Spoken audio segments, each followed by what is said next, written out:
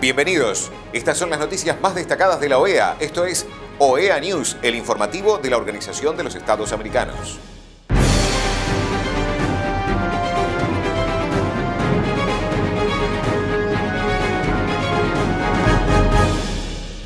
Es momento de compartir los títulos de las noticias más importantes que vamos a estar brindando a ustedes.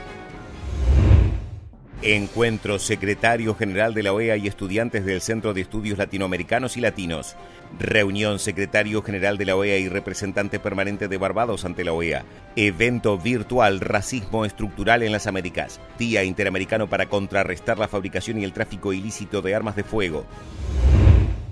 El secretario general de la OEA, Luis Almagro, recibió en la OEA a un grupo de profesores y estudiantes del Centro de Estudios Latinoamericanos y Latinos. Durante el encuentro discutieron los desafíos que enfrenta la región, fortalecer las instituciones democráticas, reducir la pobreza y la desigualdad y aprender de las lecciones de la pandemia para reconstruir los sistemas de salud pública. El secretario general de la OEA, Luis Almagro, se reunió con el representante permanente de Barbados ante la OEA, Noel Lynch. Durante el encuentro dialogaron sobre el papel de las oficinas nacionales de la OEA, así como la necesidad de un plan regional integral para abordar los problemas económicos y financieros que afecten a los países de CARICOM. La representación permanente de Perú y la Organización de los Estados Americanos realizaron el evento virtual Racismo Estructural en las Américas. A mí me parece que tenemos muchos desafíos en torno a la erradicación del racismo y la discriminación, si es que lo vemos, por supuesto, desde el aspecto histórico, porque lamentablemente el racismo es histórico, aparte de ser estructural, es multidimensional para nosotros, para los pueblos indígenas, por ejemplo, entender la diferencia entre la discriminación racial y cómo a través del tiempo hemos tenido que hacer entender e incluir la discriminación étnica cultural, ¿no? También ahora nos lleva a entender mejor esta relación del racismo con el poder, el ejercicio del poder, las injusticias y las exclusiones. Y aquí no podremos dejar de mencionar que a nuestra región, diría América Latina más que América del Norte, nos llega el tema del racismo a nosotros, por ejemplo, en Chirapas desde el año 97. Han pasado tantos años para que afrodescendientes e indígenas pudiéramos entender y construir alianzas para unir acciones apropiadas para la erradicación, pero primero para el entendimiento de lo que significa el racismo y la discriminación en nuestras vidas y en el no ejercicio de derechos, porque ese es el gran problema, ¿no? Entonces, a mí me parece que la conferencia que será en Lima tiene un gran desafío. ¿Cómo hacemos que la participación de las organizaciones con propuestas puedan ser escuchadas por nuestros estados, por nuestros gobernantes? Que todos esos compromisos con avances en instrumentos internacionales, empezando por los derechos humanos y los diferentes convenios, convenciones y declaraciones en los que los estados han participado, tengan expresión en su implementación. Porque cuando hablamos de la multidimensionalidad del racismo, vamos a ver, por ejemplo, el primer tema de preocupación general, la educación. ¿Qué calidad de educación pública recibimos indígenas y afrodescendientes? Y si especificamos qué tipo de educación están recibiendo o deberían recibir los pueblos indígenas y mirar sus contenidos, los contenidos curriculares, ahí vemos que estamos totalmente ausentes. Entonces, me parece que el tema de la educación pasa a ser prioridad para abordar justamente Las deudas pendientes. Hay una deuda pendiente con las diversidades en nuestros países. Sí, ahora estamos abordando desde la cuestión étnica racial, la cuestión étnica cultural, pero hay muchas diversidades que están excluidas en la vida, en la política de nuestro país. El aspecto de la salud nos ha cacheteado la pandemia, pero a ver si despertamos con esa cachetada y lo relacionamos, por ejemplo, con la distribución de los recursos, las políticas públicas para el sector público y dónde y cómo se invierten los recursos que entran al Estado. Y ahí vemos que también tenemos una gran brecha y un gran pendiente. El acceso a la justicia, estamos más hablando por ejemplo, desde las mujeres, el tema de los derechos sexuales reproductivos, la violencia, el feminicidio. Ahora felizmente trasciende, por ejemplo, la violencia sexual contra las niñas de zonas más alejadas, donde ellas no tienen las facilidades para acceder a la justicia. ¿Por qué? Porque somos de tercera categoría, porque somos rurales, porque somos quechohablantes y no merecemos la misma calidad de justicia, educación y salud que las zonas urbanas.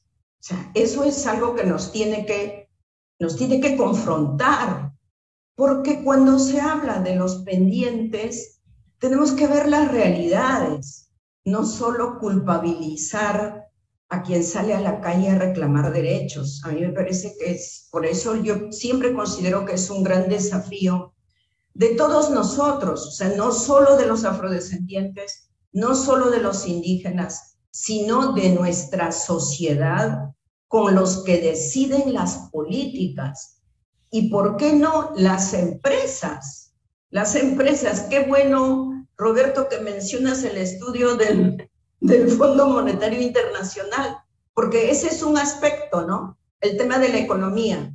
Pero si vemos, por ejemplo, en muchos países, los liderazgos que se van formando, ¿qué estamos aprendiendo? ¿Qué ejemplos estamos dando cuando todos los días nuestra conversación tiene que ver con la corrupción, las injusticias y los pendientes, las carencias y el desempleo, ¿no? Cuando se habla, por ejemplo, en otros escenarios acerca de la migración, sí, la migración, pero tenemos que mirar las causas. Entonces, el tema del racismo y la discriminación para nosotros tiene mucho que ver principalmente con la negación de derechos fundamentales. El director del Departamento de Seguridad Pública de la OEA, Guillermo Moncayo, participó en la sesión del Consejo Permanente de la OEA en la que se conmemoró el Día Interamericano para contrarrestar la fabricación y el tráfico ilícitos de armas de fuego, celebrado el 5 de abril. Como sabemos, la violencia armada es una de las principales causas de muerte en nuestros países. Nuestro hemisferio tiene la tasa más alta de homicidios, 75% de ellos perpetrados con armas de fuego. No es sin razón que la temática que ocupa gran relevancia en la agenda de prioridades de la OEA, y es así que en el 2018 se aprobó el día 5 de abril como un llamado a la acción que nos convoca a reflexionar sobre la importancia de la CIFTA. La CIFTA, una convención pionera, establece disposiciones vinculantes para fortalecer la cooperación regional y sumar esfuerzos para prevenir, impedir, combatir y erradicar la fabricación y el tráfico ilícito de armas de fuego. Nos posiciona sin duda en un lugar privilegiado para abordar el fenómeno. Sin embargo, pese a los esfuerzos de las autoridades nacionales, la violencia armada sigue siendo un flagelo que golpea el desarrollo social y económico de la región. Frente a esto, desde el 2019, con el apoyo financiero de la Unión Europea, el Departamento de Seguridad Pública de la OEA ha asistido a 22 países de la región, 10 de Latinoamérica y 12 del Caribe, a través del programa de asistencia en control de armas y municiones conocido como PACAM. PACAM, que tiene como objetivo aumentar el control sobre la oferta de armas de fuego y municiones y disminuir la demanda ilegítima por las mismas. Quisiera destacar algunos de los resultados alcanzados que han sido de mucha satisfacción. Más de 1.000 funcionarios de 18 países entrenados en buenas prácticas y estándares en seguridad física y gestión de arsenales, destrucción, marcaje y mantenimiento de información de armas pequeñas y ligeras. Destrucción de más de 35 toneladas de municiones y más de 34.000 armas pequeñas y ligeras en 6 países. Asistencia legislativa ofrecida a 5 países para fortalecer sus marcos normativos. Donación de 10 máquinas de marcaje a 10 países. Mejorías en infraestructura de los almacenes institucionales de 5 países. Desarrollo de las directrices de un mecanismo novedoso para facilitar el intercambio de información sobre el comercio ilícito de armas pequeñas y ligeras. Fortalecimiento de las capacidades de 166 jóvenes de alto riesgo de Honduras a través de prácticas diarias de coro y orquesta. Y capacitación de 120 actores comunitarios de Honduras y El Salvador para prevenir la violencia y apoyar a las víctimas. Considerando estos resultados, es un orgullo informarles que la Unión Europea ha decidido financiar una segunda etapa del programa hasta el 2025. Este aporte permitirá siguiendo apoyando a los países, pero también se incorporan nuevos componentes considerando la sostenibilidad de los procesos y lecciones aprendidas.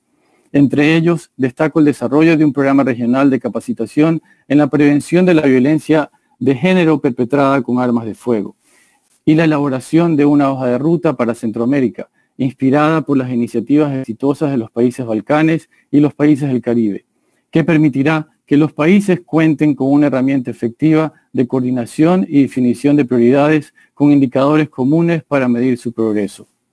Aprovecho para agradecer a la Unión Europea por la cooperación y sobre todo por la confianza depositada en nuestro trabajo.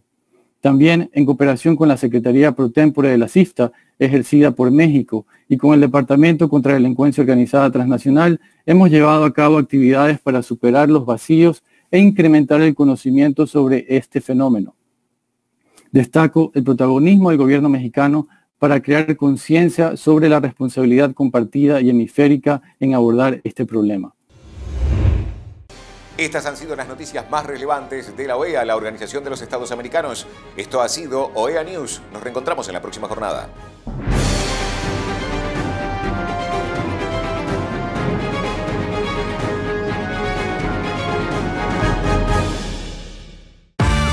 Se acerca el aguinaldo y como todos los años, volvió Triplicash. Con Triplicash te llevas 3 aguinaldos. Sí, Triplicash tu aguinaldo. Llévate el dinero en efectivo al instante. Vení, te esperamos con la calidez de siempre en nuestras sucursales de todo el país.